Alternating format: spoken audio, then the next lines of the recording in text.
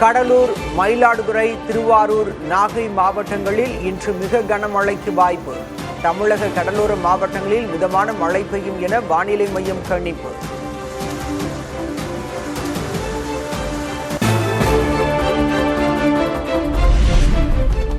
சென்னை, திருவள்ளூர், காஞ்சிபுரம் உள்ளிட்ட 10 மாவட்டங்களில் இன்று கனமழை பெய்யும் என வானிலை மையம் கணிப்பு. புதுச்சேரி மற்றும் காரைக்காலில் மிக கனமழை பெய்யக்கூடும் என தகவல்.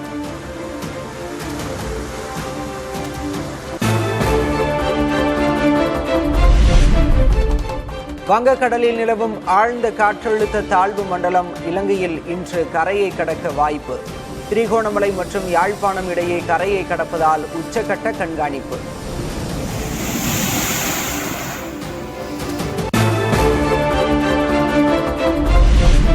வங்கக்கடலில் நிலவும் ஆழ்ந்த காற்றழுத்த தாழ்வு மண்டலம் எதிரொலி. கடலூர், நாகை, மயிலாடுதுறை, ராமநாதபுரம், புதுக்கோட்டை மாவட்ட மீனவர்கள் கடலுக்கு செல்ல வேண்டாம் என அறிவுறுத்தல்.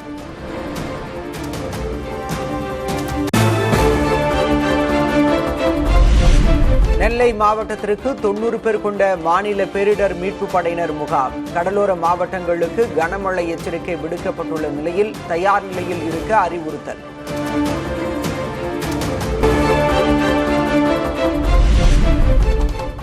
ஜனநாயகன் திரைப்படம் பொங்கல் பண்டிகைக்கு வெளியாகாததற்கு மன்னிப்பு கோரியது பட தயாரிப்பு நிறுவனம். விஜய்க்கு நிச்சயம் ஃபேர்வெல் நடத்த வேண்டும் எனவும் வெங்கட் கே நாராயணன் பேச்சு. We sincerely apologize to our audiences, distributors, exhibitors, and all other stakeholders who stood by us during this difficult period. Thalapathy Vijay, sir, deserves the farewell that he has earned through decades of love from his fans and the respect from the industry.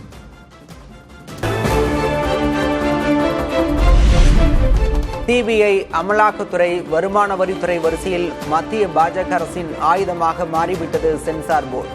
தணிக்கை வாரியத்திற்கு முதல்வர் மு க ஸ்டாலின் கண்டனம்.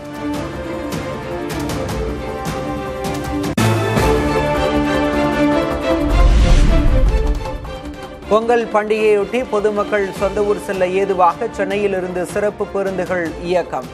பயணிகளின் வசதிக்காக கிளாம்பாக்கம் பேருந்து நிலையத்தில் உதவி மையம், முன்பதிவு கவுண்டர்கள் திறப்பு.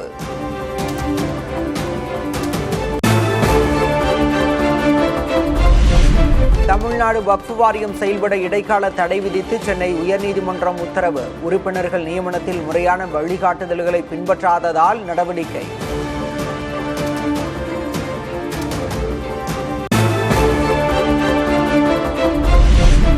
மக்களிடம் கருத்துக்களை கேட்டு தமிழ்நாட்டுக்கான மாபெரும் கனவு திட்டத்தை அறிவிப்போம் என முதல்வர் ஸ்டாலின் உறுதி. தொலைநோக்கு பார்வையுடன் அந்த திட்டம் இருக்கும் என்றும் பேச்சு.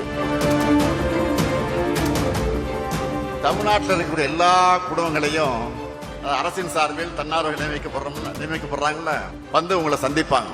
அவங்க கிட்ட உங்க கனவுகளை சொல்லுங்க.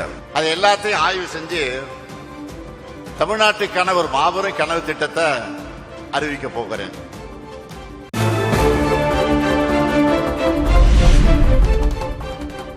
அதிமுக வேட்பாளர் நேர்காணலை தொடங்கினார் கட்சியின் பொதுச் செயலர் எடப்பாடி கே பழனிசாமி.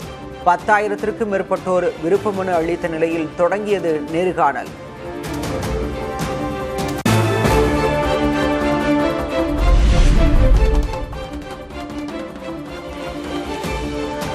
தமிழகத்தில் பிற மொழிகள் தொடர்பான அறிவில்லாமல் செய்ததற்கு திமுகவே காரணம் என நயினார் நாகேந்திரன் குற்றச்சாட்டு.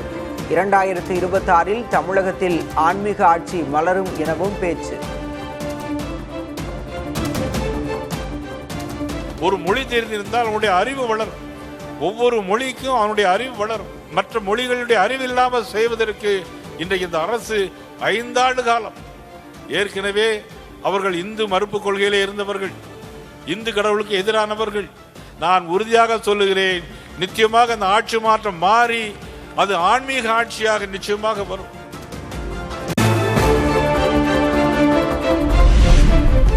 கூட்டணி குறித்து காங்கிரஸ் கட்சியினர் பொதுவெளியில் கருத்து கூறக்கூடாது என செல்வ பெருந்தகை கண்டிப்பு. கூட்டணியை பலவீனப்படுத்தும் முயற்சி வென்றால் பாஜகவுக்கு பலன் தரும் என்றும் கருத்து.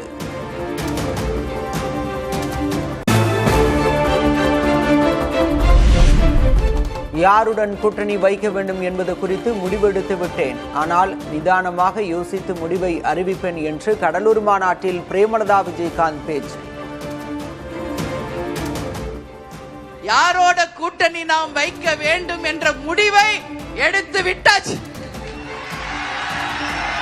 இந்த நிமிஷம் வரைக்கும் எந்த கட்சியுமே கூட்டணி அறிவிக்கலை.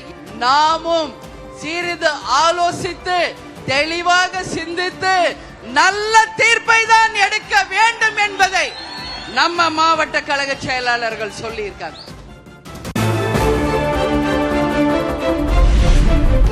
தேமுதிக இல்லாமல் யாரும் வெற்றி பெற முடியாது என்று பிரேமலதா விஜயகாந்த் பேச்சு. தொண்டர்கள் எண்ணப்படியே கூட்டணி அமைக்கப்படும் என்றும் அறிவிப்பு. நாம் யாருடன் கூட்டணி வைக்கிறோமோ அவங்க தான் ஆட்சி அமைப்பாங்க. அவங்க தான் நிச்சயம் நம்மளுடைய கூட்டணியில இருப்பவங்க தான் ஆட்சி அமைப்பாங்க. அது மட்டும் புரிஞ்சுக்க.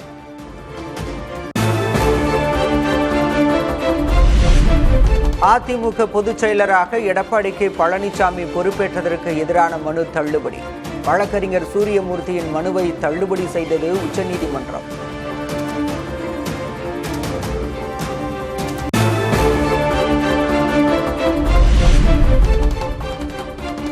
தேமுதிக பேரம் பேசுகிறது என்று விமர்சிப்போருக்கு விஜய பிரபாகரன் கடும் கண்டனம்.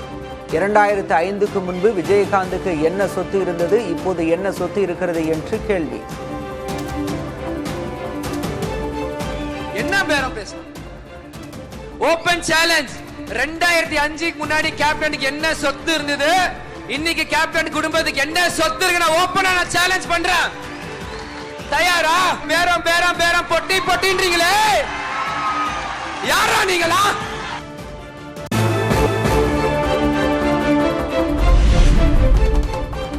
தாவேகவில் தேர்தல் அறிக்கை தயாரிப்பு குழுவை அமைத்தார் கட்சியின் தலைவர் விஜய்.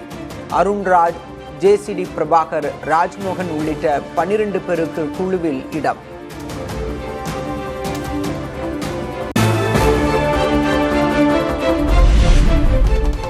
வருமானத்தை மறைத்ததாக கூறி விஜய்க்கு 1.5 கோடி ரூபாய் அபராதம் விதித்தது தவறு இல்லை. சென்னை உயர்நீதிமன்றத்தில் வருமான வரித்துறை தரப்பு வாதம்.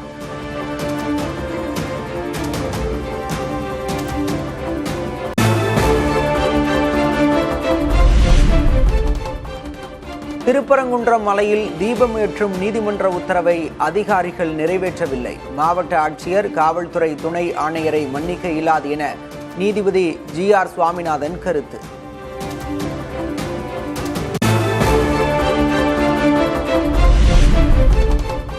தீபமேற்ற வேண்டாம் என்ற முடிவை கோயில் செயல் அலுவலர் தானாக எடுத்தாரா அல்லது அமைச்சர் சேகர் பாபு சொன்னாரா? நீதிமன்ற அவமதிப்பு வழக்கில் நீதிபதி GR சுவாமிநாதன் கேள்வி.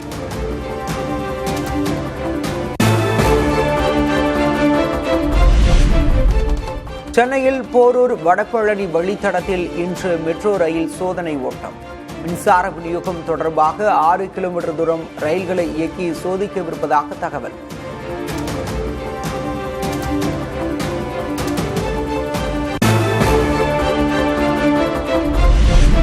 நாடாளுமன்ற பட்ஜெட் கூட்டத்தொடர் வரும் 28ஆம் தேதி தொடங்குவதாக மத்திய அரசு அதிகாரப்பூர்வ அறிவிப்பு.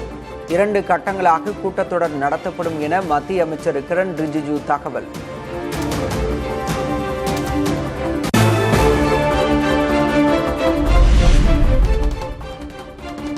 அமலாக்கத்துறைக்கு எதிராக கொல்கத்தாவில் பிரம்மாண்ட பேரணி நடத்திய மம்தா பானர்ஜி. நிலக்கரி ஊழல் வழக்கில் அமித்ஷாவிற்கு எதிரான ஆதாரங்கள் தன்னிடம் இருப்பதாக பேச்சு.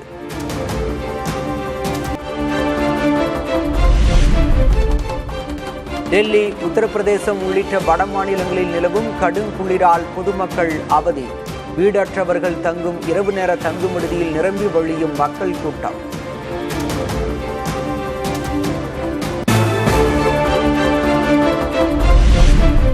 இந்தியா பாகிஸ்தான் இடையான சண்டையை தாம் தான் நிறுத்தியதாக அமெரிக்க அதிபர் ட்ரம்ப் மீண்டும் பேச்சு. அமைதிக்கான நோபல் பரிசுக்கு தம்மை தவிர வேறு யாரும் உலகில் தகுதியானவர் இல்லை என்றும் கருத்து. I've saved tens of millions of lives. You know, the Prime Minister of Pakistan came here. He said that President Trump saved minimum 10 million lives. I can't think of anybody in history that should get the Nobel Prize more than me. And I don't want to be bragging, but nobody else settled wars. Obama got the Nobel Prize. He had no idea why. He still has no idea. He walks around, he says, I got the Nobel Prize. Why did he get a Nobel Prize? He got it almost immediately upon attaining office, and he didn't do anything, and he was a bad president.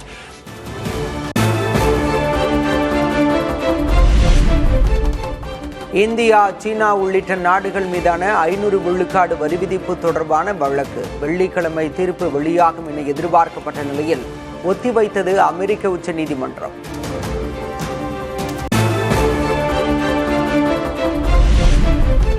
ஈரானில் தீவிரமெடுக்கும் மக்கள் போராட்டத்தால் ஆட்சி மாற்றம் ஏற்பட வாய்ப்பு. போராட்டக்காரர்களை பயங்கரவாதிகள் என விமர்சித்து எச்சரித்த Iran உச்ச தலைவர் அயதுல்லா அலி கமேனி.